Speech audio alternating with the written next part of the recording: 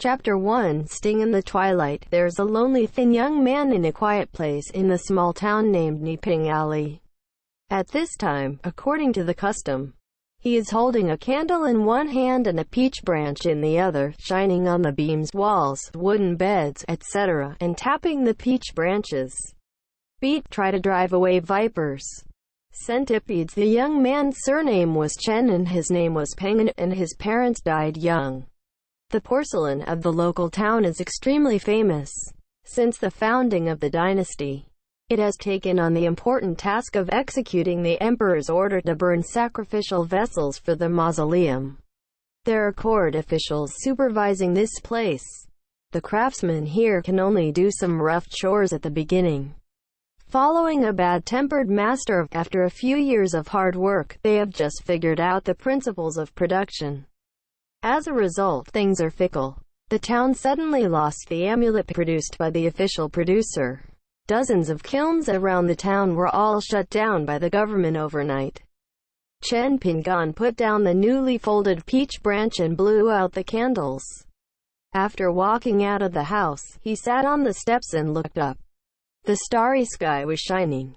The teenager still clearly remembers that Master Yao, who only recognized himself as a half-apprentice, was found sitting on a small bamboo chair in the early morning of last autumn and passed away quietly. However, there are only a few people who are like Master Yao. The small-town craftsmen who have only been able to burn porcelain for generations dare not make tribute official kilns privately, nor sell their stocked porcelain to the common people. So they can only find the other way out. 14-year-old Chen Pinggan was also swept out. After returning to Niping Alley, he continued to guard this dilapidated old house, facing the bleak scene of the house spoils. Even if Chen Pinggan wanted to be a prodigal, there was nothing he could do. After being a lonely ghost wandering around for a period of time, the young man really couldn't find a job to earn money. With that little savings, the young man barely filled his stomach. A few days ago, he heard that an old blacksmith named Ruan came to Keelong Alley not far away. He announced that he would accept 7 or 8 apprentices for ironing and would not pay them, but would take care of the food. Chen Pinggan hurried to try his luck. He didn't expect that the old man just glanced at him sideways and turned him away. At that time, Chen Pinggan guessed that the job of ironing depends not on the strength of the arm, but on the individual appearance. We must know that although Chen Pinggan looks weak, his strength should not be underestimated. Those years Chen Pinggan followed Yao's master, traversing the mountains and rivers of the town 100 miles around the town, and tasted the flavors of all kinds of soil around him. It's a pity Master Yao has always disliked Chen Pinggan, thinking that he has no savvy and is far inferior to his big apprentice Lu Shenyang. It's no wonder the old man is eccentric because of the same boring drawing.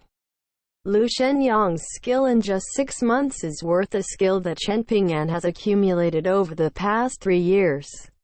Although he may not be able to use this skill in his life, Chen Pinggan is still as usual, closing his eyes, imagining that he has bluestone slabs and wheels in front of him, and begins to practice drawing, because practice makes perfect.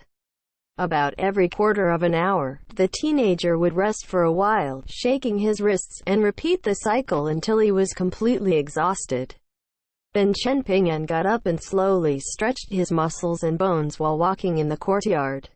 No one had ever taught Chen Pinggan about this, but he had realized it himself. The world was originally quiet. Chen Pinggan heard a harsh sarcasm and stopped. As expected, he saw the man of his age squatting on the wall, grinning, making no secret of his contemptuous expression. This person is Chen Pinggan's old neighbor. It is said that he is the illegitimate son of the former supervising adult. The adult was afraid that rumors would put him in danger, and finally returned to the capital alone to report on his duties. Take care. Now the town inexplicably loses the qualifications for firing the official kilns. The supervising adult who is responsible for supervising the kiln affairs for the imperial court can hardly protect himself. Where can he take care of the illegitimate son of his official colleagues and leave some money? He rushes to the capital in a hurry, maintaining relationships. The neighbor boy, who had become an abandoned son, still had a very comfortable life. He took his personal maid to wander around in and out of the town all day long. He was idle all year round, and he never worried about money. The walls of the lowest courtyards in every house in Niping Lane are very low. In fact, the neighboring teenagers can see the scene of the courtyard here without having to stand on their toes, but every time they talk to Chen Pingyan, they prefer to squat on the wall.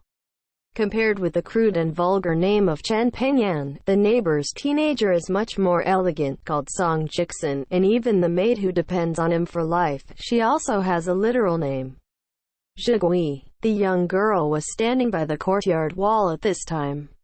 She had a pair of apricot eyes, timid and weak. There was a voice over the courtyard gate.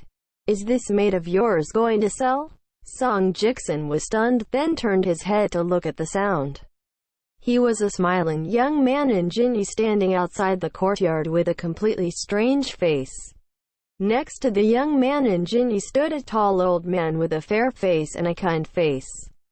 He lightly squinted his eyes and looked at the two young girls adjacent to the courtyard. The old man's eyes swept past Chen Pingyan without stagnation. But Song Jiksen and the maidservant stayed a lot, and the smile gradually grew thicker. Song Jiksen squinted and said, "Sell." "Why not sell?" The boy smiled and said. "Then you can make a price." The girl's eyes widened and her face was strange, like a young elk panicking. Song Jiksen rolled his eyes, stretched out a finger, shook it. 10,000 silver. The Jinyi boy looked as usual, nodded and said, "Okay." Seeing that the boy didn't seem to be joking, Song Jiksen quickly changed his words and said, "It's golden." The corners of the Jinyi boy's mouth curled up and said, "It's teasing you."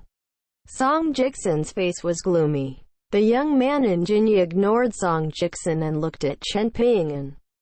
"Thanks to you today, I was able to buy that carp. The more I watched, the happier I became. I wanted to thank you, so I asked Grandpa Wu to take me all night. Come to you." He threw out a heavy embroidered bag and tossed it to Chen Pingyan with a bright smile and said, "This is a reward, and you and I are both clear." Just as Chen Pingyan wanted to speak, the young man in Jinyi had already turned and left. Chen Pingyan frowned. "During the day, I accidentally saw a middle-aged man walking on the street with a fish basket. He caught a golden carp with a large tail. It was jumping fiercely in the bamboo basket. Chen Pingyan only glanced at it and felt it was very festive, so I asked if I could buy it for 10 cents. The middle-aged man was just thinking about rewarding himself. Seeing that it was profitable, he just sat on the floor and started to sell it. Where does this shy Chen Pingyan have so much spare money in his pocket, and he is really reluctant to bear the golden carp? Just follow the middle-aged person, soft and hard, even if it is 20 cents. Just when the middle-aged person shows signs of letting go, Jinyi boy and tall old man just happened to pass by. Without a word, they bought the carp and fish basket with 50 cents. Chen Pingyan could only watch them go away, helpless. Staring at the back of the pair of grandparents, Song Jiksen withdrew his ferocious eyes, jumped off the wall, seemed to remember something, and said to Chen Pingyan, "Do you remember the four-legged snake in the first month?" Chen Pingyan nodded. "How can I not remember? It's just fresh in my memory." According to the custom of this small town for hundreds of years, if a snake burrows into your house, it is a good sign, and the owner should never expel it. On the first day of the first lunar month, Song Jiksen was sitting on the threshold and basking in the sun. Then there was a little guy commonly known as the four-legged snake. Under his nose, Song Jiksen grabbed it and threw it out into the yard. Thinking of the four-legged snake that had fallen to pieces, he became more and more courageous, and again, he was so angry that Song Jiksen, who had never believed in ghosts and gods, was thrown into Chen Pingyan's courtyard. No one thought that Song Jiksen was under his bed the next day and saw the four-legged snake huddled up. Song Jikson noticed that the girl pulled her sleeve. The boy and her were in good spirits, and subconsciously swallowed the words that had reached their lips. What he wanted to say was that the ugly four-legged snake had a bulge on its forehead recently, like a horn on the top of its head. Song Jikson said in another sentence, we may be leaving here next month. Chen Pingan sighed, be careful on the road. Song Jikson said, half truth and half truth. I definitely can't move some things. Don't steal things unscrupulously when there is no one in my house.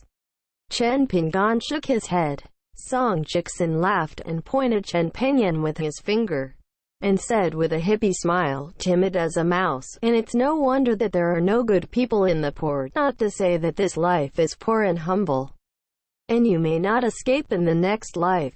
Chen Pingan was silent. Each returned to the house. Chen Pingan closed the door and lay on the hard wooden bed. The poor boy closed his eyes and whispered, every year is safe.